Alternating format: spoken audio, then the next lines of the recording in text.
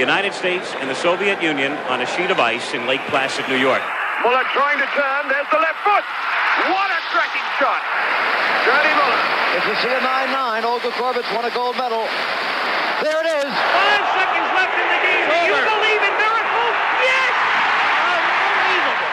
You're listening to a podcast from Key Moments in Cold War Sports History, an online archive series showcasing the work of expert historians. I'm Vince Hunt and I'll be hosting the series, asking each guest to choose an important document or artefact they think is of great significance in the Cold War sports arena. Incidentally, if you like these shows, please share them with your friends and colleagues and rate and review us on iTunes. It really helps new listeners find us. In this podcast series, we're looking in detail at some of the sporting systems in operation in rival states. We'll look at the USA and the USSR as the lead nations of the Western and Eastern blocs. But one of the fascinating stories in both human and sporting terms is that of the GDR, or East Germany. That state not only controlled its people, but also its athletes. Well, I'm joined now by an expert on the East German regime, Mike Darris, an emeritus professor of modern German history at the University of Wolverhampton in the UK.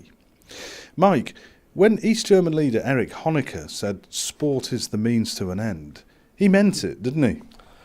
Without any doubt. And Honecker at the time was the leader of the Free German Youth Movement.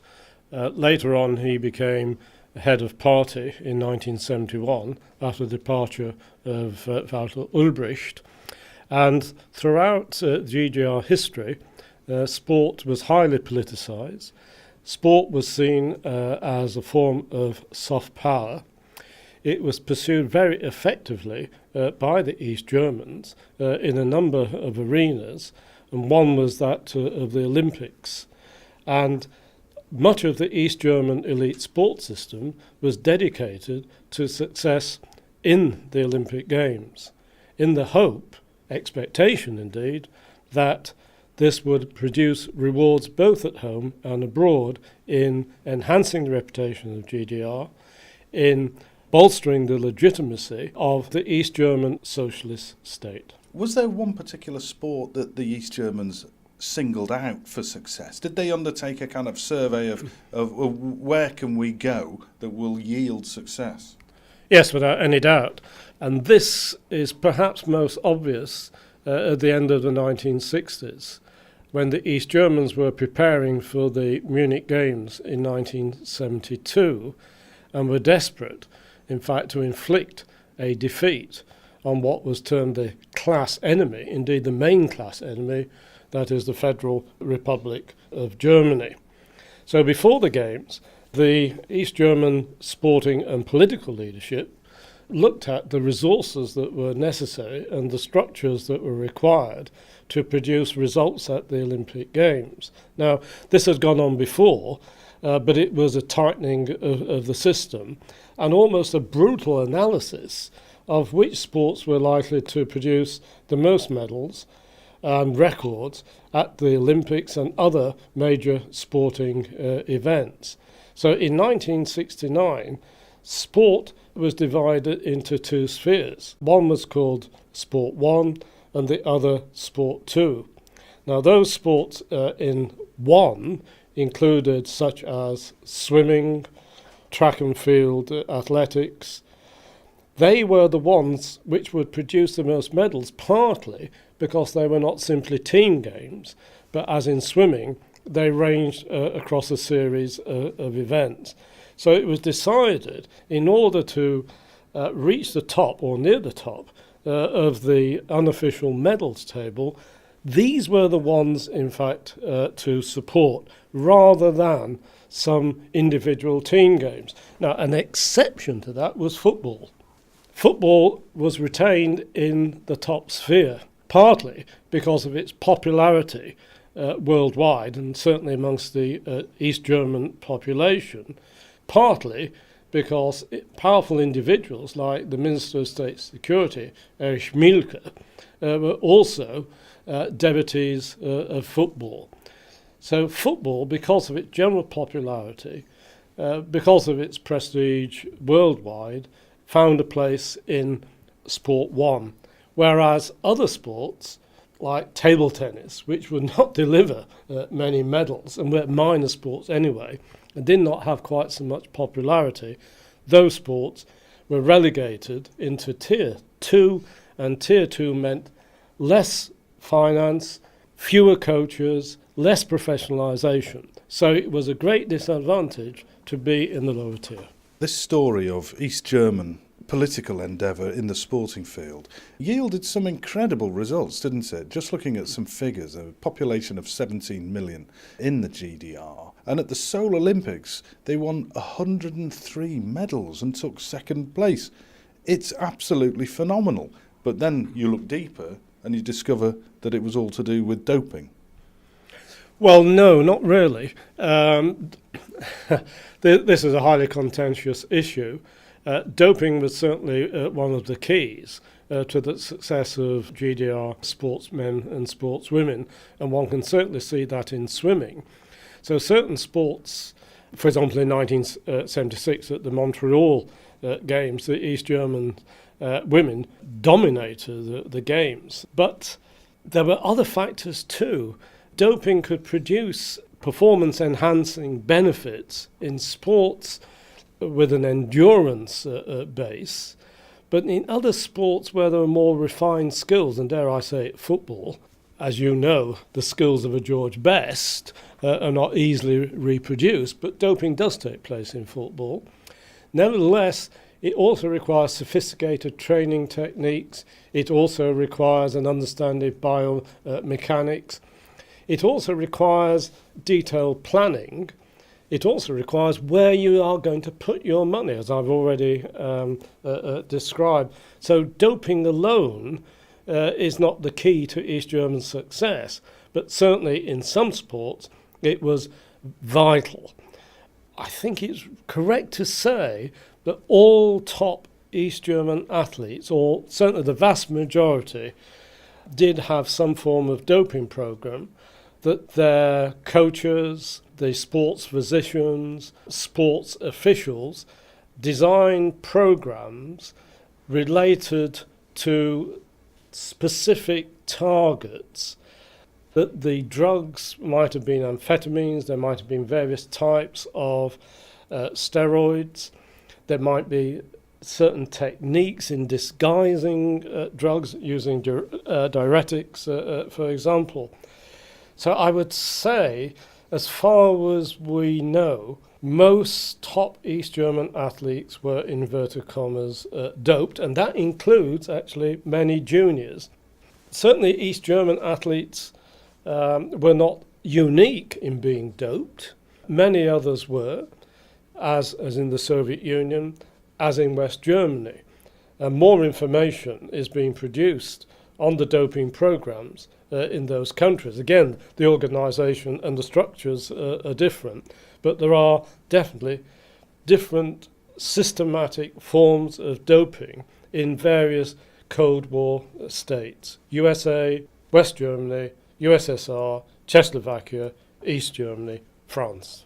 You also happen to be an expert, fortunately for us, on the Stasi and the control of the athletes. I mean, it must have been very frustrating being an athlete in those times. Not just frustrating, but of course it could be very distressing. The Stasi was an instrument of the party state, and as the doping program became ever more important from the 1970s onwards, the Stasi was called upon to monitor the state doping program.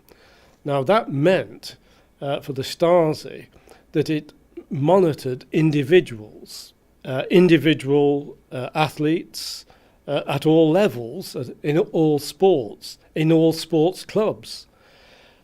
The archival materials do reveal that, for example, the Stasi was very keen to observe the individuals in their private lives in case they were tempted to have close personal contacts with West Germany, in inverted commas, to be contaminated and therefore be at risk of defecting.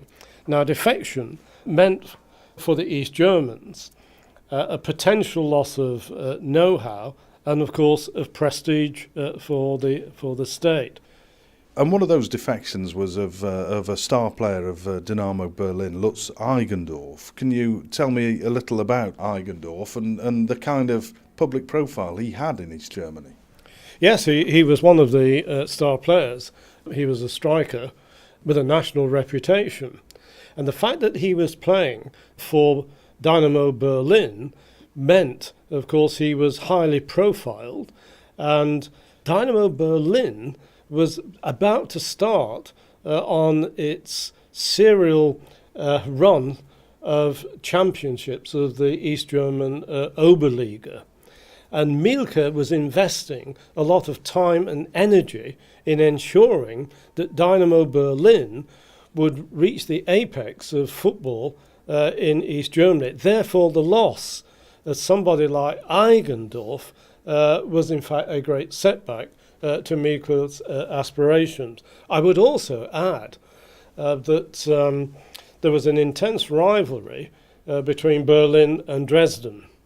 And Dresden also belonged to the Dynamo Sports Association, produced one of the most attractive and successful teams in the GDR, which to a certain extent annoyed Mielke, because although Dresden belonged to the Dynamo Sports Association, it wasn't East Berlin, it wasn't Berlin.